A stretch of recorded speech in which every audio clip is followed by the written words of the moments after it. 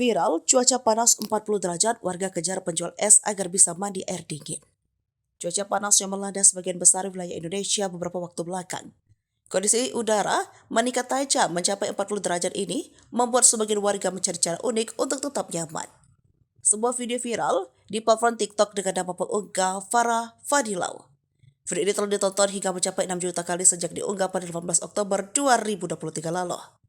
Video ini memperlihatkan seorang perempuan di Kediri, Jawa Timur. Perempuan ini dengan antusias mengejar penjual es batu, biasa digunakan untuk minuman.